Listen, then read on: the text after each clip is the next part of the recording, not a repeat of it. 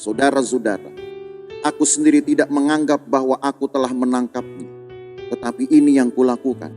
Aku melupakan apa yang telah di belakangku dan mengarahkan diri kepada apa yang di hadapanku dan berlari-lari kepada tujuan untuk memperoleh hadiah, yaitu panggilan sorgawi dari Allah dalam Kristus Yesus.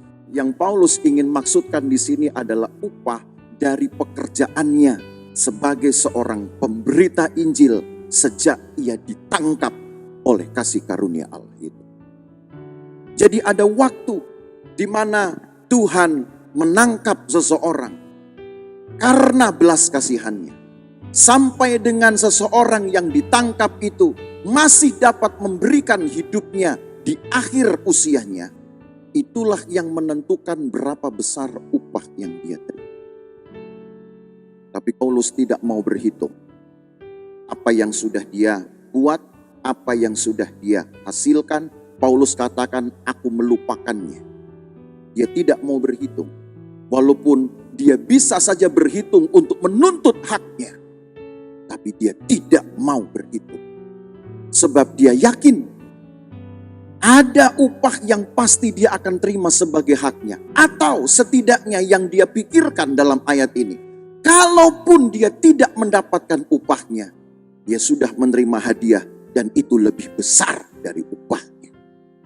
Bapak ibu saudara, jadi anak Tuhan sebenarnya sederhana, simple sekali.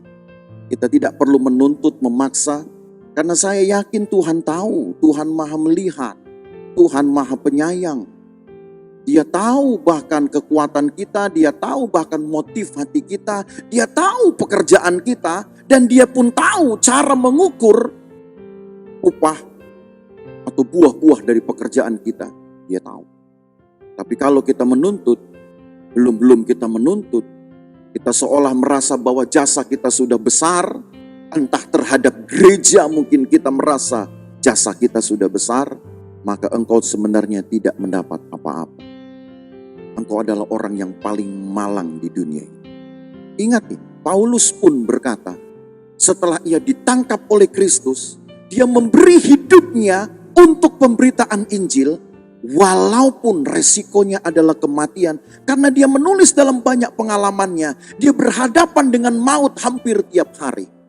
Maka apa yang sudah dia hasilkan, dia tidak tuntut kepada Tuhan. Saya sudah memberitakan Injil, saya sudah membuat orang bertobat, saya sudah membuat orang dibaptis, maka engkau harus berkati saya, engkau harus memberikan saya ini dan itu.